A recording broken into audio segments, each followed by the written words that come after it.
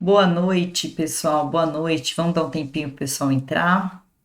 Para quem não me conhece, meu nome é Milena Sapienza, sou delegada de polícia no estado de São Paulo, leciono direito penal aqui no Que Concursos e estou aqui sempre no nosso canal do YouTube para dar dicas, atualizações, aulas sobre direito penal, principalmente a parte especial. Aqui no nosso canal do YouTube, para quem ainda não conhece, né? Nossas aulas são bem pontuais, a gente vai direto ao ponto, temas que têm caído muito nos concursos, então a gente traz para vocês o que mais vem sendo cobrado. Nós temos aulas mais detalhadas, né? Nós temos, nossa assinatura limitada, nós temos cursos específicos, o curso para Polícia Civil de São Paulo, temos cursos para tribunais, e em cada curso a gente detalha, né, a matéria voltado ao edital, voltado àquela prova, com exemplos, com questões, porque a gente tem que ter um curso voltado para o concurso que a gente quer prestar. Não adianta eu querer prestar concurso para defensoria e fazer um curso para delegado, que não vai ser o mesmo entendimento, a mesma doutrina, os mesmos assim, o mesmo embasamento, né? Embora a lei seja a mesma, a gente tem que pensar para que a gente quer prestar, né? Que concurso a gente deseja e fazer um curso específico. E aqui no Que Concurso, nossos concursos estão específicos, voltados para o edital que você deseja. Nós temos o nosso concurso específico para a Polícia Civil de São Paulo, baseado nesse nosso edital, baseado na Banca Vunesp, com questões voltadas para esse concurso, tudo voltado mesmo para essa prova e esse baita concurso de 3.500 vagas, maior concurso da história. E nós temos aqui no YouTube esse canal aberto, né, com aulas gratuitas, que é um resumão das aulas, uma revisão. E aqui a gente se encontra, eu tô aqui semanalmente, né, a gente sempre se encontra para tratar de algum tema importante, mas como uma revisão mesmo, né, não é uma aula detalhada que eu vou trazer todos os pontos, eu vou trazer realmente o que cai. Papum, o que tem sido cobrado, o que tem de atualização, o que tem de novidade. Eu trago aqui o que a gente tem que saber para passar nessa prova. E hoje eu resolvi trazer um crime que tem sido muito falado ultimamente, não só hoje, mas já há um bom tempo ele vem sendo falado. Tivemos casos muito midiáticos envolvendo esse crime. Então, é um crime que ficou esquecido durante algum tempo, né? Não era muito falado, com exemplos meio fantasiosos. A gente acabava muitas vezes passando despercebido nos estudos, né? Passava batido. E hoje já não é mais isso. Hoje esse crime é muito falado, é muito importante. A gente tem muitos casos midiáticos. Então, eu acho importante trazer esse crime para a gente falar um pouquinho sobre ele. E eu estou falando da violação sexual mediante fraude. Tem gente que vai estar assistindo essa aula que não vai nem falar, poxa, mas eu nem vi esse crime, passei batido. Acaba não prestando atenção. Quando a gente vai lá nos crimes sexuais, a gente vai para o estupro, presta uma baita atenção no estupro. A gente vai pensar em importunação, que é um crime novo, que tem todas as chances do mundo de ser cobrado. A gente vai pensar no estupro de vulnerável, que essa parte aí do vulnerável também tem sido muito cobrada em concurso, e a gente confunde muito, né? Inclusive, tenho aqui aula sobre crimes sexuais, tenho aulas aqui no canal do YouTube, tá? Tenho aulas de crimes específicos detalhados, vale muito a pena. Depois dá uma olhadinha. Se vocês ainda não assinam o nosso canal, assine e assista todas as nossas aulas gratuitas, que vai fazer uma baita diferença na preparação de vocês. Então a gente pensa no estupro, estupro de vulnerável, na importunação, e a gente fica nisso. Quando a gente pensa em crimes sexuais, a gente estuda isso e vai para a prova. E antes, realmente, a violação sexual mediante fraude já não era cobrada em concurso. Quando era cobrada, era uma coisa muito. Exemplos fantasiosos. A gente tinha exemplos, na época que eu estudei para concurso, os exemplos que a gente tinha de violação sexual mediante fraude era de a mulher que ia numa festa fantasia, e aí o marido estava fantasiado de zorro, um outro homem vestido de zorro chegava nela enquanto o marido tinha ido no banheiro, e ela achando que era o marido. Gente, era super fantasioso. A gente ouvia os exemplos e nem prestava atenção, porque era um crime que parecia que nunca ia cair, que nunca ia ser cobrado, que nunca ia aparecer em nenhum plantão.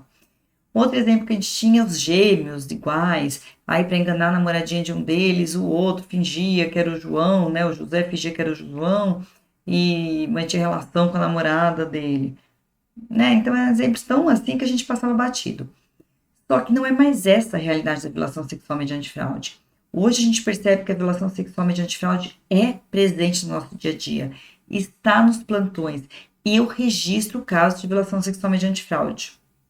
E além disso, nós tivemos casos muito midiáticos e temos agora uma baita discussão por conta de um projeto de lei que está aí sendo votado. Então, eu trouxe esse crime para a gente estudar. Eu quero detalhar bem esse crime com vocês, para vocês entenderem mesmo do que se trata. E se for cobrado, seja numa primeira fase mais objetivo, né, mais letra da lei, ou que seja numa segunda fase mais detalhado, ou numa prova oral, que vocês saibam falar sobre esse crime e entendam onde ele se encaixa e onde ele não se encaixa, tá? Porque realmente é um crime que causa confusão. Então vamos lá para o nosso material da nossa violação sexual mediante fraude.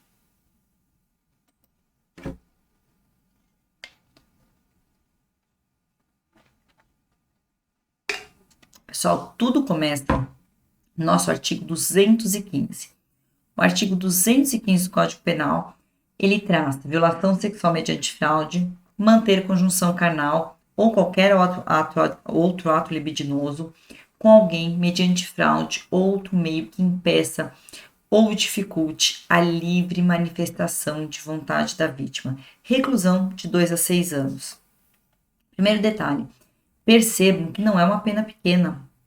De 2 a 6 anos é uma pena que não comporta fiança na seara policial. Chegar lá no plantão, um flagrante de violação sexual mediante fraude, eu, Milena, delegada de polícia, não posso arbitrar fiança, tá? Judicialmente, pode dizer, mas aqui, no contexto de delegacia de polícia, não é uma pena que comporta fiança em solo policial, tá? Então, vejam que não é uma pena pequena, não é um crime com uma punição insignificante, tá? É uma pena de 2 a 6 anos. E o que o legislador quis punir aqui? Quem mantém qualquer tipo de ato libidinoso incorrendo o outro em erro. Eu quero manter uma relação sexual com alguém ou outro ato libidinoso qualquer e eu engano aquela pessoa. E aquela pessoa mantém aquela relação comigo, mas com uma falsa percepção da realidade. Enganada, né, por uma fraude, né? Eu estou enganando aquela pessoa, fazendo com que a vontade dela fique viciada e ela acaba praticando um ato libidinoso qualquer comigo. Pessoal, eu preciso ir tão longe quanto aqueles exemplos iam, de trazer a mulher na festa de fantasia, de trazer os gêmeos, alguma coisa assim, para pegar um exemplo de violação sexual mediante fraude? Não, pessoal. Olha como é um crime super presente no nosso dia a dia, na nossa mídia, infelizmente.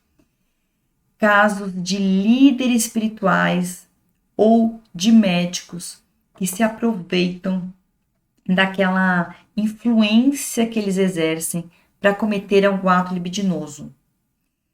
A vítima, ela permite que ele faça aquele ato libidinoso, mas com uma falsa percepção da realidade. Por exemplo, eu vou numa consulta médica e o médico fala, a gente tem que fazer uns exames aqui, exame de toque, essas coisas, tá legal? Tá legal. Aí tira a roupa, tô lá na maca, e ele, de forma libidinosa, para satisfazer a sua libido, para satisfazer o seu prazer sexual, ele começa a me tocar ou se masturbar, algo assim, tendo um contexto de prazer sexual. Ele não está como médico, me examinando e vendo se eu tenho alguma doença, se eu estou com algum problema. Não, ele está satisfazendo o seu prazer sexual, seja me tocando ou se tocando, algo assim. Então, eu estou permitindo que ele toque em mim, achando que aquilo é um exame médico, tá? Eu estou em erro, com uma falsa percepção da realidade, entendendo errado o que está acontecendo lá, mas estou permitindo que ele faça aquilo. Então, eu estou permitindo esse ato libidinoso mediante uma fraude ou qualquer meio que impeça ou dificulte a minha livre manifestação de vontade, tá? Então, esse caso do médico. Um outro caso super comum, infelizmente, líderes religiosos.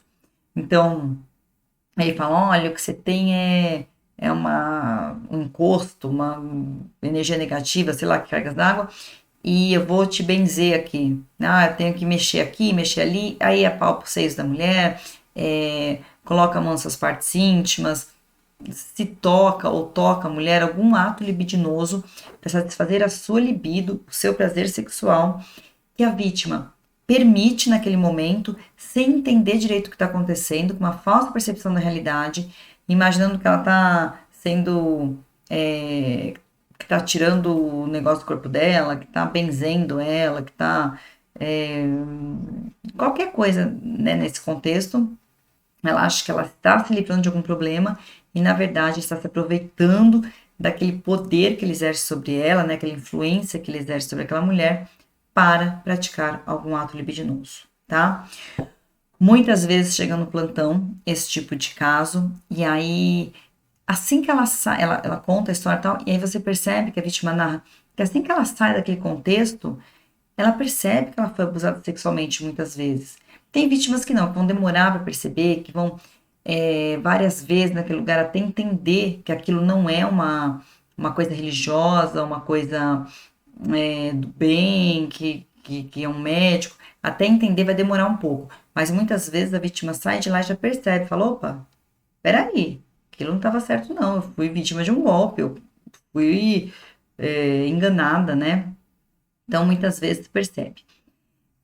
Tem gente que julga, né? E quando vê lá o B.O. fala, ah, tá, e voltou 15 vezes lá pro líder religioso ficar tocando nela.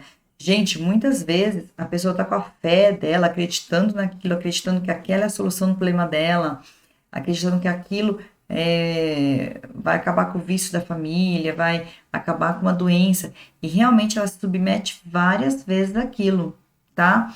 Isso não quer dizer que a vítima tá gostando, isso não quer dizer que a vítima aceitou, que a vítima queria aquilo, nada disso, tá? Muitas vezes ela continua em erro por algum tempo. Até ela entender o contexto do que está acontecendo, muitas vezes demora, tá? Então, nós temos, sim, na delegacia, casos de mulheres ou crianças, ou até homens, né? Que se submeteram várias vezes a esse tipo de ato libidinoso com uma falsa percepção da realidade. Seja de líderes religiosos, seja de médicos, né? Vários contextos que podem dificultar esse entendimento, essa livre manifestação de vontade da vítima. Então percebam que hoje não é um crime incomum. Nós temos casos midiáticos, né, que tratam desses crimes, de médicos aí se aproveitando das suas vítimas e tudo mais. Então é um crime muito comum. Aqui eu quero fazer um parênteses importantíssimo. Quando falar em violação sexual mediante fraude, vocês vão lembrar dos médicos e líderes religiosos, né, que são os casos mais emblemáticos. Mas cuidado, nem todo caso que vocês lembrarem de médicos ou de líderes religiosos se encaixa aqui. Por quê? Porque aqui nessa violação sexual mediante fraude, a vítima está permitindo que o autor cometa aquele ato libidinoso com uma falsa percepção da realidade, mas está permitindo. Isso é diferente de um médico ou um líder religioso praticar algum ato libidinoso com a vítima desacordada. Ela não está tendo uma falsa percepção da realidade. Ela não está vendo o que está acontecendo. Ela está desacordada.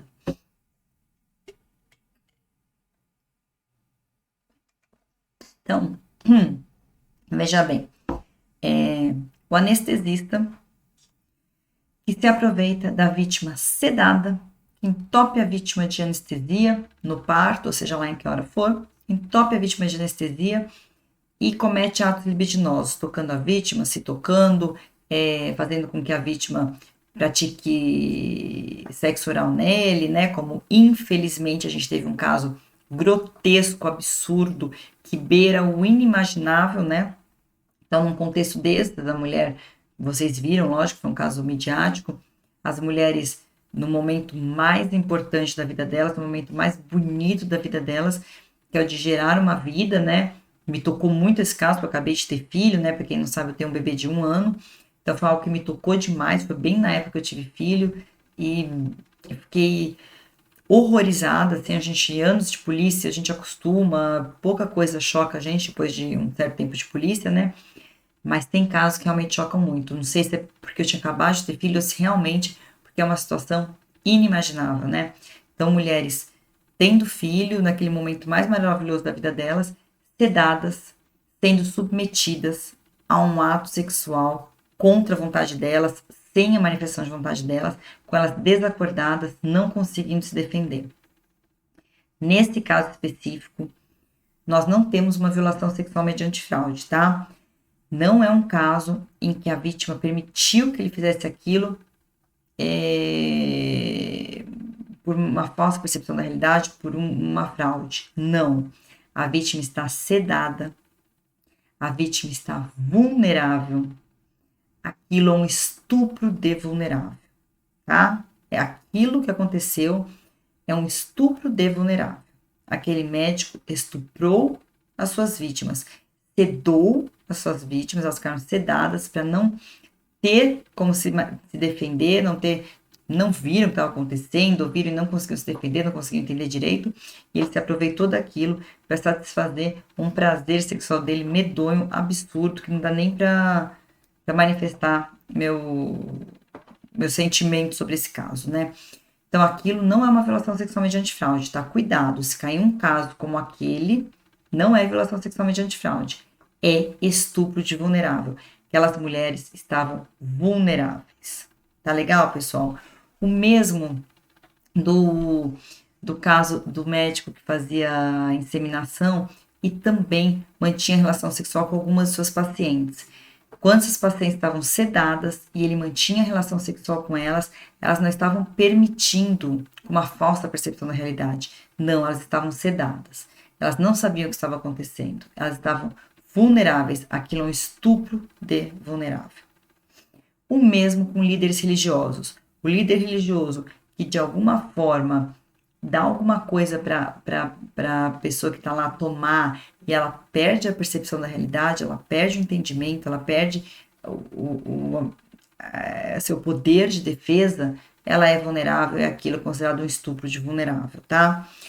Muito importante essa diferenciação, porque quando a gente pensa em violação sexual mediante fraude, a gente entra nesse contexto de líderes religiosos e médicos, e aí a gente quer colocar tudo no mesmo balaio e começa a imaginar que todos os casos que a gente teve aí na mídia se encaixam nesse crime e não se encaixa. Está errado, alguns casos são realmente estupro de vulnerável, casos gravíssimos, tá? Parágrafo único traz pra gente que se o crime é cometido com o fim de obter vantagem econômica, aplica-se também a multa. Então, eu trouxe aqui para a gente dar uma olhadinha na diferença entre esses dois crimes. O estupro de vulnerável é ter conjunção carnal ou praticar outro ato libidinoso com o menor de 14 anos, né? Que é o estupro de vulnerável do caput, ou a vulnerável equiparada, que é aquela pessoa que por enfermidade, deficiência mental não tem necessidade de discernimento, ou que por qualquer outra causa não possa oferecer resistência. Então, nós temos aqui esses casos de vítimas sedadas sendo violentadas sexualmente, tá? É crime de estupro de vulnerável do 217A. Se a conduta resultar lesão corporal de natureza grave, pena de reclusão de 10 a 20 anos. Se resultar morte, pena de reclusão de 12 a 30 anos. Eu quis trazer o crime, não vou falar de estupro de vulnerável hoje, estupro de vulnerável tem muita coisa para falar, muitos entendimentos, jurisprudências, doutrina, muita coisa bacana que a gente tem que saber sobre estupro de vulnerável, mas não é o tema dessa aula, eu vou gravar uma aula sobre a vulnerabilidade dos crimes sexuais, tá? Aqui eu só trouxe para vocês verem a pena, como é muito diferente. Pena de 8 a 15 anos, tá? E se resultar em alguma lesão, morte, pior ainda a pena, é crime qualificado, tá? Então, só para vocês verem a diferença, para vocês entenderem essa violação sexual mediante fraude, entenderem que aqueles exemplos lá dos antigos manuais, das festas, a fantasia, dos gêmeos, não faz mais sentido, a gente não precisa mais desses exemplos. É lógico que se cair um exemplo desses fictício, a gente vai saber que se encaixa aqui na violação sexual mediante fraude, mas hoje a gente sabe que, infelizmente, é um crime comum assim, não digo que acontece toda hora, mas que a gente encontra muito nos plantões, que a gente registra, que a gente tem inquéritos, que a gente tem casos midiáticos, a gente tem muita coisa que chega na mídia, né? Então, hoje é um crime que a gente vê no nosso dia a dia, tá? Não precisa ir tão a fundo para achar um exemplo. E isso é importante porque se cair numa segunda ou numa terceira fase, né, seja na escrita ou no oral, Muitas vezes o examinador pergunta pra gente sobre aquele crime e pede um exemplo. E aí, se vocês forem falar da violação sexual mediante fraude, não tem necessidade de vocês citarem esses exemplos fantasiosos. Vocês podem mostrar que vocês conhecem a nossa realidade, que vocês já ouviram falar do que a gente vê nos plantões, mostrar conhecimento, mostrar uma coisa mais real e falar de um líder religioso ou de um médico que coloca a vítima nessa falsa percepção da realidade, engana a vítima e, mediante fraude, ele obtém alguma satisfação sexual, tá? Super importante. Eu acho que por conta de muitos casos que nós tivemos ultimamente, é um crime que pode vir a ser cobrado num concurso. Numa primeira fase seria mais letra da lei mesmo, seria o que traz o 215 e a pena, e numa segunda ou terceira fase poderia ter que explicar melhor esse crime, dar exemplos, então é importante a gente entender esses exemplos, tá? Comecinho da aula, quem estava aqui no começo da aula, vai lembrar que eu falei que eu queria falar desse crime hoje por 2 motivos. Esse crime é um crime importante, é um crime que ficou esquecido muito tempo, né? Com esses exemplos infantis aí, fictícios que a gente falou, né? Então é um crime que estava esquecido e de repente ele veio à tona com casos muito assustadores, né? Casos muito emblemáticos, então é um crime que pode vir a ser cobrado. Mas um assunto também que tornou esse crime mais falado ainda é a criação de um novo projeto de lei que vem sendo muito discutido, muito falado na mídia e pouco analisado juridicamente. Então, nós temos um projeto de lei que, deixa eu tirar minha imagem para a gente ver melhor aqui. Um projeto de lei que está em votação que criminaliza a conduta de remover o preservativo durante a relação sexual sem o consentimento da parceira ou do parceiro. Eu acho que muitos de vocês ouviram por aí, viram alguma coisa sobre esse projeto de lei, né? Porque a mídia tá falando muito, esse movimento que pleiteia sempre por novos crimes de proteção às mulheres, eles muitas vezes, as pessoas que representam esse movimento não têm conhecimento jurídico, não têm conhecimento de leis e ficam pedindo criminalização, crimes novos, como se isso resolvesse todos os problemas. E muito se falou nesse projeto de lei, muita gente aplaudindo, achando que é essencial, achando que é um baita avanço legislativo, né? Então saiu muito na mídia esse projeto de lei. Esse projeto de lei pune a pessoa que tira o preservativo durante a relação sexual sem o consentimento ou sem o conhecimento da outra parte. Pena de reclusão, pena de 6 meses a 2 anos e multa. O projeto inicial tinha uma pena maior, mas o projeto que está sendo votado agora é esse, com uma pena de 6 meses a 2 anos. Primeiro ponto. Outro dia eu falei desse crime no meu Instagram e muita gente mandou mensagem falando: Milena, mas pelo amor de Deus, isso existe? Pra que alguém vai retirar o preservativo sem o outro saber? Vai pegar doença? Vai engravidar? Que loucura é essa? Isso existe? Existe, pessoal. É uma conduta que infelizmente existe. A pessoa não quer usar o preservativo durante toda a relação, então, como o outro só aceita manter a relação com o preservativo, a pessoa faz que vai usar, então vamos usar, e na hora, né, que vai ejacular, na hora da finalização, retira o preservativo, muitas vezes sem a outra parte perceber, ou até sem o consentimento da outra parte, ela até percebe, mas sem o seu consentimento. É um crime que existe, tenho casos registrados, um crime difícil de provar, um crime que muitas vezes a vítima tem constrangimento de chegar na delegacia para registrar, então é um crime que muitas vezes entra aí na cifra negra, ninguém nem fica sabendo que existe, porque a pessoa não tem nem coragem para a delegacia para isso, né? Vida que segue. Então, é um crime que acaba não sendo tão registrado assim como deveria, mas existe sim, existe esse tipo de conduta. E aí, o que esse projeto de lei quer? Esse projeto de lei quer criminalizar essa conduta, que é uma conduta gravíssima, que é uma conduta terrível, e aí trouxe, né, essa criminalização da retirada de preservativo durante o ato sexual. Acontece, pessoal, que retirar o preservativo durante o ato sexual sem consentimento da outra parte, nada mais é do que a nossa violação sexual mediante fraude. Essa conduta de retirar o preservativo durante o ato sexual, durante qualquer ato libidinoso, se encaixa perfeitamente na violação sexual mediante fraude. Por quê? Milena, mas o casal não tinha consentido a relação sexual, não era uma relação consentida? Não incumbido em erro, não mediante erro, uma relação consentida conscientemente? Sim, tá lá o casal, os dois querem manter a relação, foi consentido, eles estão lá mantendo a relação, mas, vamos supor a mulher, né, uma parte do casal, fala, olha, vou manter a relação, mas só com o uso de preservativo. Então, é uma relação consentida, tem nada de errado, não tem fraude, não tem vulnerabilidade, não tem violência prévia ameaça, não tem nenhum crime sexual. Estão lá mantendo a relação sexual. Acontece que, no meio do caminho, uma das partes retira o preservativo, sem a outra parte concordar com isso. Isso é um ato libidinoso mediante uma fraude.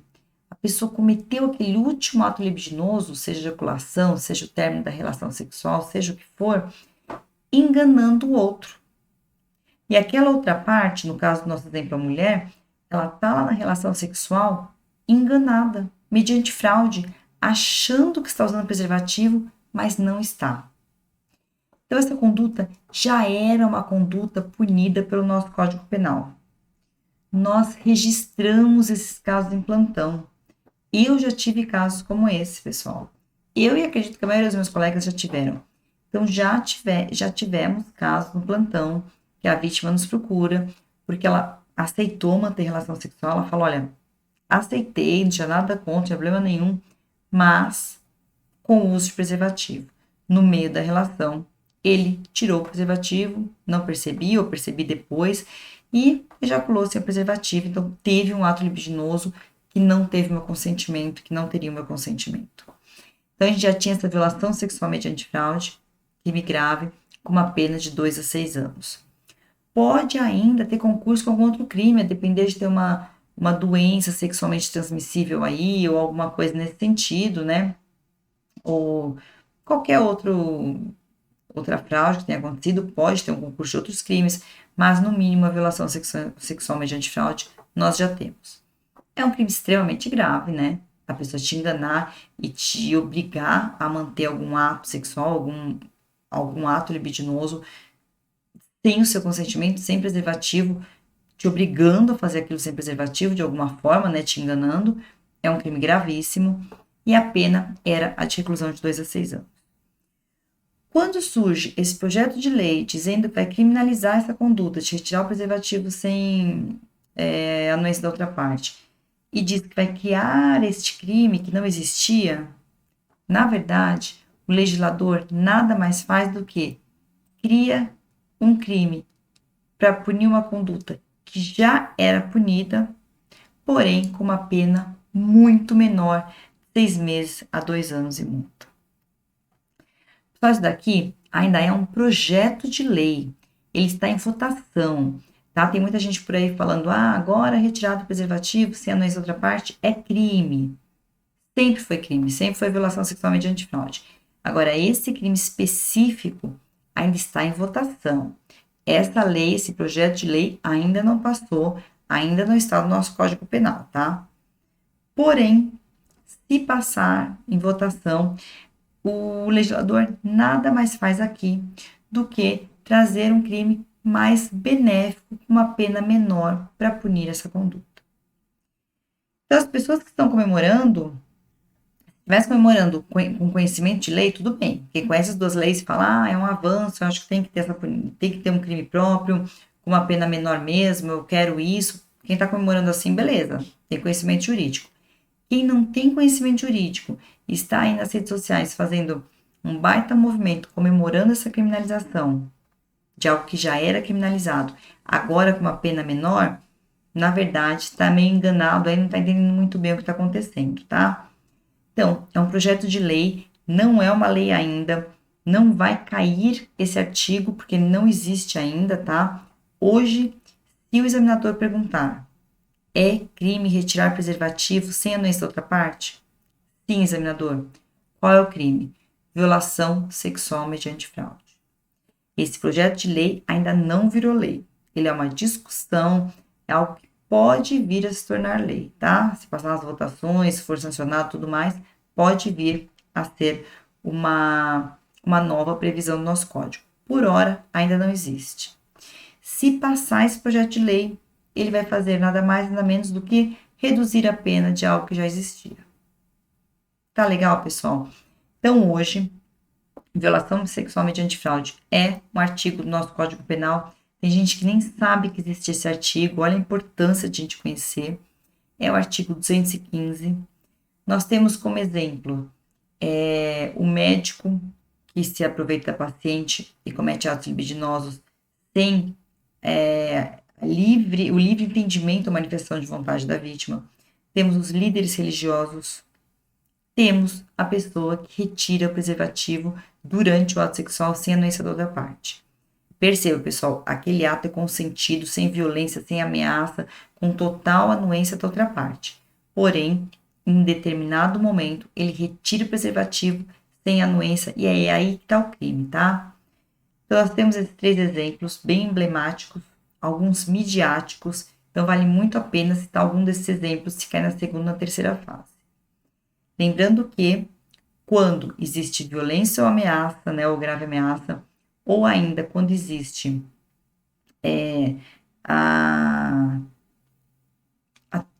retirada da consciência da vítima, nós estaremos diante de estupro, tá? Então, havendo violência ou grave ameaça, nós estamos diante de um estupro comum, e se houver essa retirada da consciência da vítima, nós estaremos diante de um estupro de vulnerável. Por exemplo, o anestesista que ceda a vítima para cometer atos libidinosos, para cometer atos sexuais. Outro exemplo, um líder religioso que dá alguma substância que também tire a percepção da realidade ou a capacidade de manifestação da vítima. Então, líderes religiosos e médicos se encaixam na violação sexual mediante fraude, desde que a vítima esteja consciente dos seus atos, esteja autorizando aquele ato, porém com uma falsa percepção da realidade.